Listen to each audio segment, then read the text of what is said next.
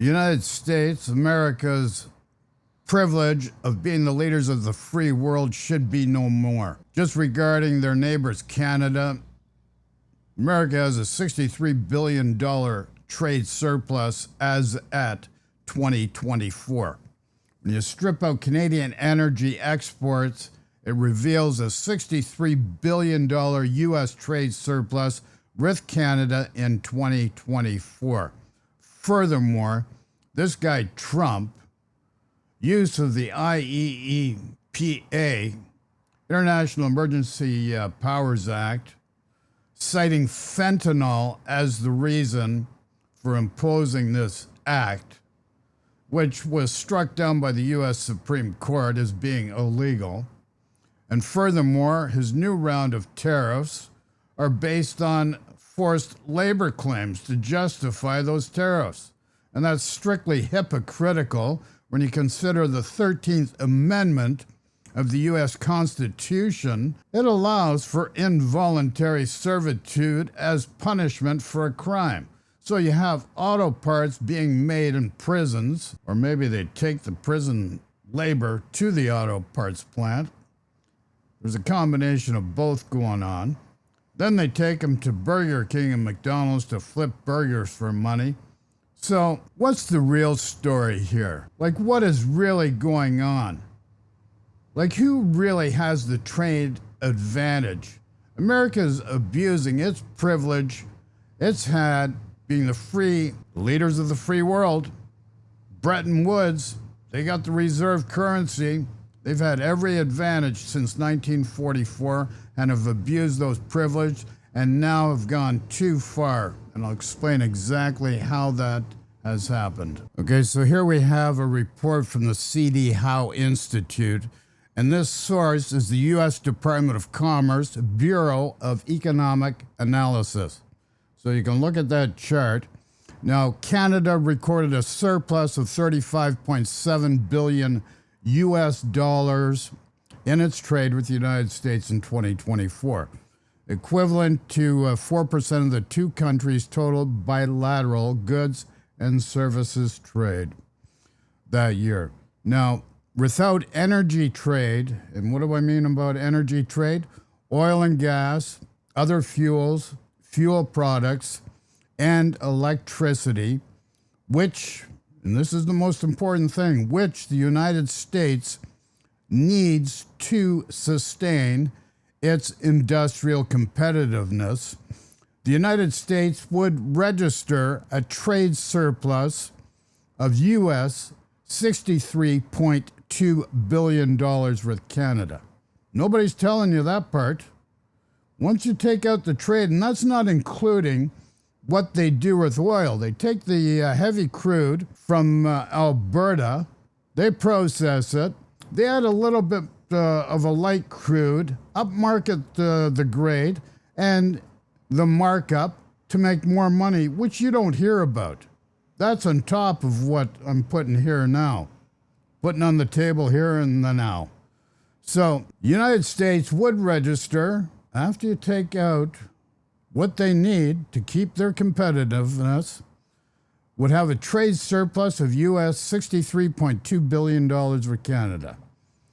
And what the other factor is, U.S. $28.3 billion in goods, U.S. $34.9 billion in services. That's what you need to know. Let's move to the next screen. The behavior of this American president as we go forward becomes categorically more obtuse as we move into the video. Now I move to Mr. Parnas. Aaron Parnas, you've probably heard of his dad, Lev Parnas. His father was recruited by a guy by the name of Rudy Giuliani to help get dirt on Joe Biden. And then little did he know, he found out that Giuliani, this guy Trump, these guys are crooked as they come. So let's see what Aaron has to say here. He's schooled in the U.S. He's actually got a degree to be a lawyer.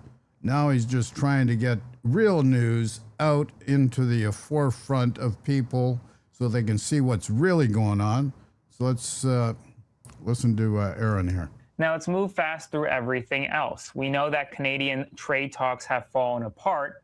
This is what the president put out today, saying that Canada wants the benefits of being a state without being one. No Canadian should have to put up with this friggin' nonsense. Once you understand 2024, there's a $63.2 billion trade surplus that benefit the United States of America.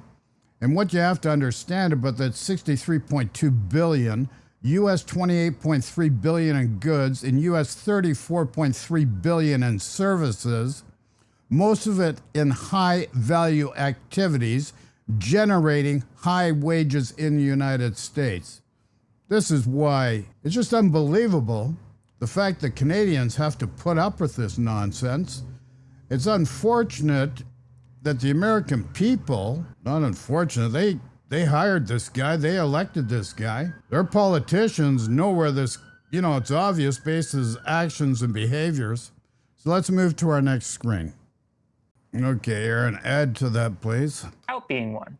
It's after the U.S. slapped 50% tariffs on $20 billion of Canadian goods. Mark Carney from Canada says the country is now, quote, at war with the United States over trade and is matching tariffs dollar for dollar. On that note, today, NBC News' Kirsten Welker pressed Senator Tim Scott on whether Trump's tariffs will raise costs for American families.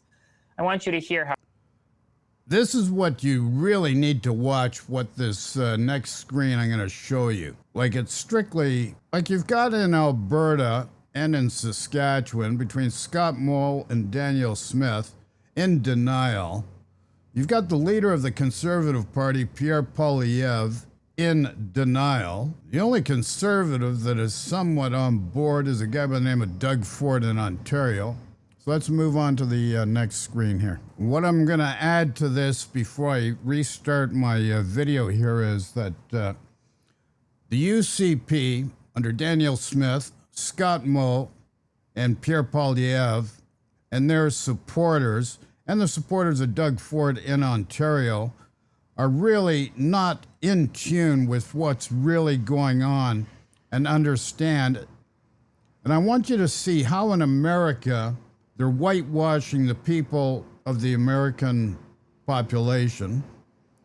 Also, the same is happening in Saskatchewan, Alberta, and Ontario, and federally under this guy, Pierre Poilievre, just whitewashing the truth, giving a totally different vision, using the criminal court system. It's all federal and immigration and, lesbian gay cards to divide Canadians.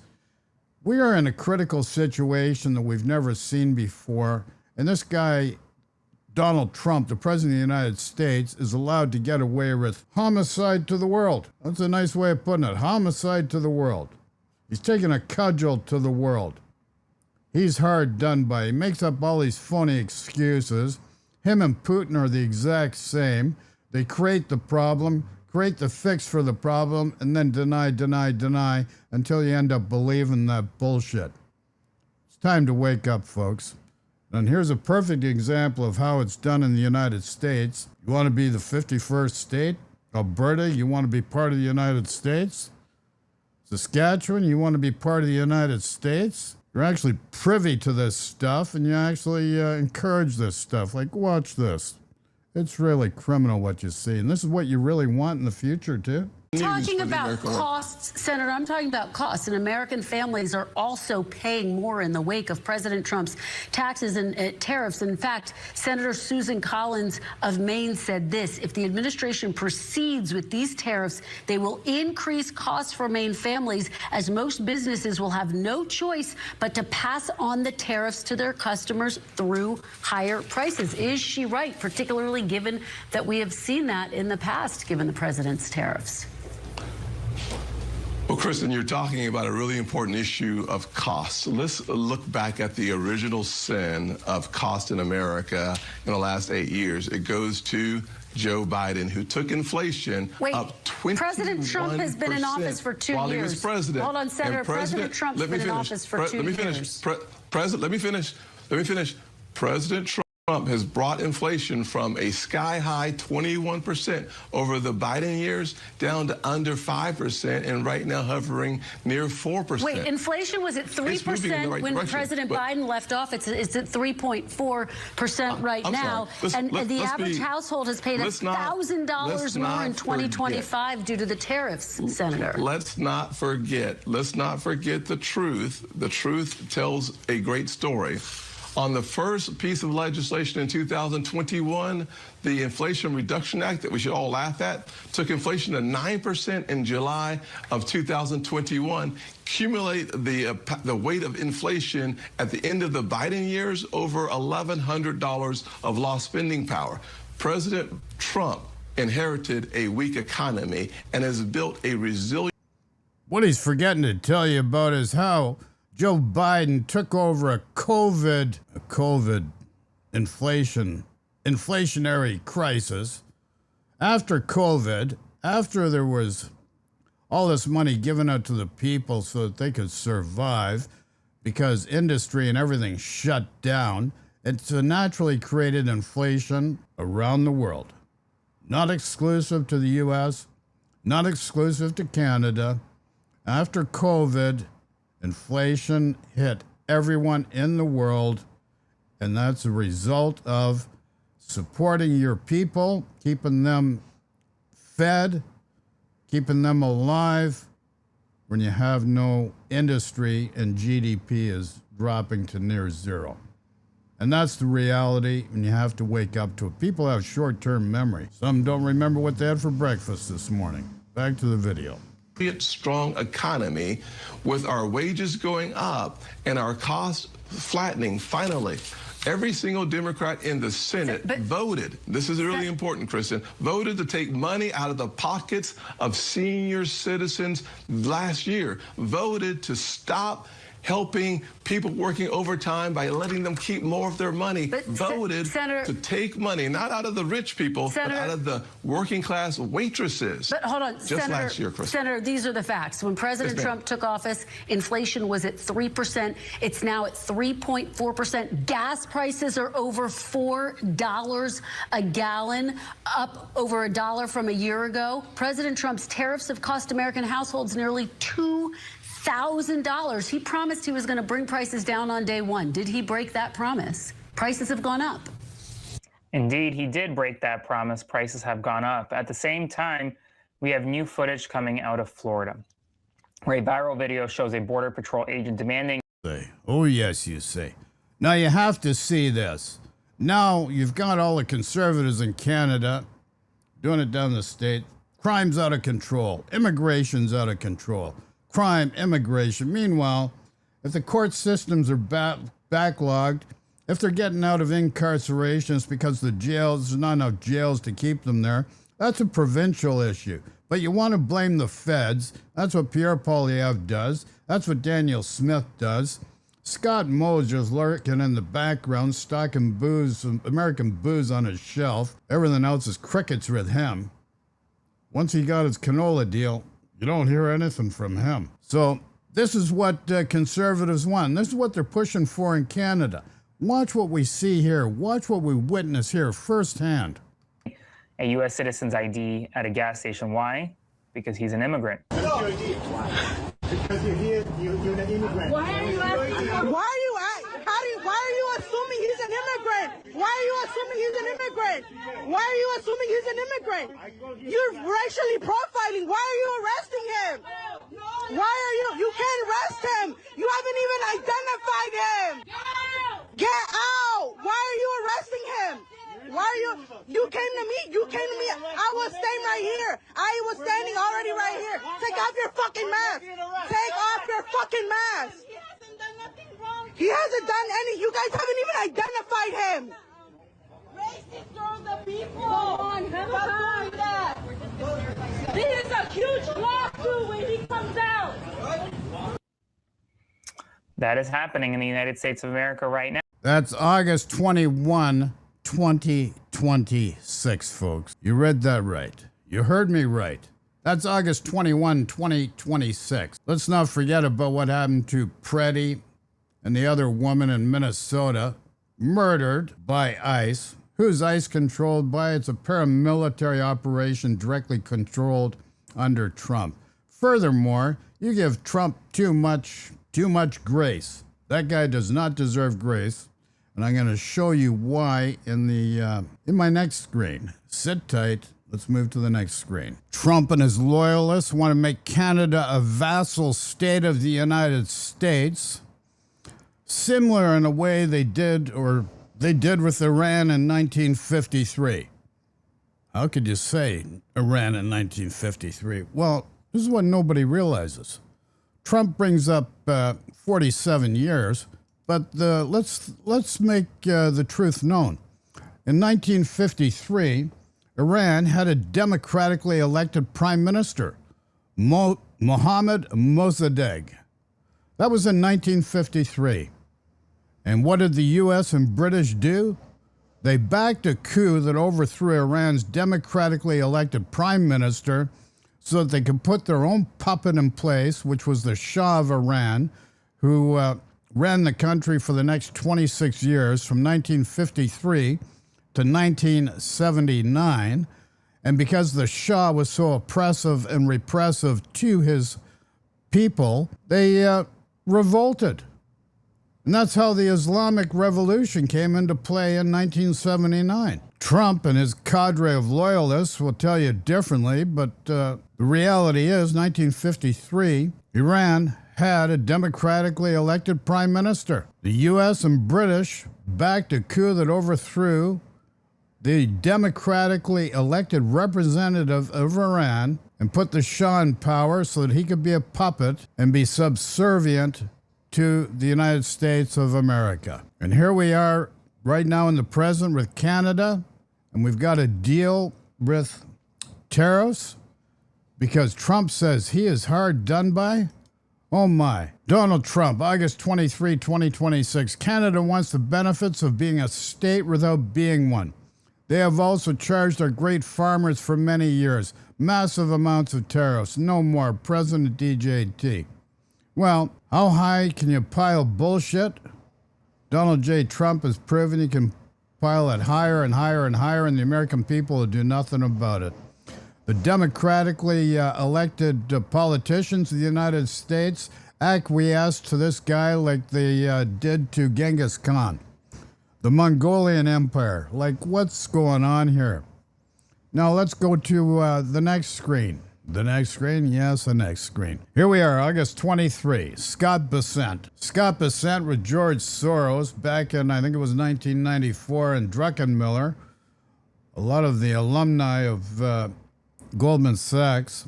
Meanwhile, George Soros has been vilified by the Republicans because he's a Democrat, always doing all these Democrat things. But meanwhile, Scott Bessent, that's a puppet for Donald Trump, just like this Howard Lutnick. All they're doing is manipulating for their own benefit, and they're playing games with the financial markets. America should never have been allowed to be the stewards and the creators of the financial network and the SWIFT system so that they can sanction, manipulate, and coerce in an untoward manner to their benefit only. We see that with Canada. There's a trade surplus of $63.2 billion in 2024, and you've been lied to. You have been lied to. And this is it. 51st state BS? Come on. That's only part of what this guy's doing. Scott Moe and his crickets. Daniel Smith and Pierre Poilievre better stand up and start representing the Canadians and our Canadian interests first and foremost. Enough of this nonsense. No more. And you're seeing economic hardship being threatened against Iran. They've already got sanctions and whatever else. And it's all created by Trump. That creates an issue that doesn't exist. Claims he has the cure for the issue he created. And then he just denies. And everybody believes his crap. It's time we let go of this stuff. Moving on to the next screen. So Scott Bessent is the guy behind the scenes that's manipulating the markets. Mind you, what's his name? Howard Lutnick and his family, They're working behind the scenes manipulating the markets. But let's look at Besant. He was with Soros. Soros is supposed to be a Democrat, but guess what? Scott Bessent worked for him. So this Soros Democrat manipulating the world, it's just a conspiracy out of control. Scott Bessent, working with Soros and Druckenmiller, they shorted the British pound to crash the markets in Britain. John Major had to, I believe he resigned. John Major resigned? He may have resigned as a result of that. But moving on forward, that was in 1992. And then 2013, Scott Bessent again. This time, it was the Japanese yen. He's been playing the bond markets recently because there's a situation of defending the credibility of the U.S. debt as the gross national debt surpasses $40 trillion. So intervening in the bond market, using a buy-side mentality to execute targeted federal interventions, to counter guys like him that would crash the markets in the past. So he's trying to save the markets. That's what Scott Bessent is doing, keeping the U.S. Administration under Trump afloat so that it doesn't get torpedoed. They're just manipulating for their financial benefit. And in the end, if it crashes, they don't care. Doesn't matter to them. As long as they benefit financially, it does not matter. And that's what you got to understand. So the bottom line here is the tariff targeting Canada, it's all false. It's all make-believe, just to cause harm for Canadians. Tariffs around the world's make-believe to cause harm for the rest of the world, and don't buy into it. Get away from pain and suffering. Let's move to a position of benevolence, harmony, and abundance. Love and peace to y'all. Take care. Ciao for now.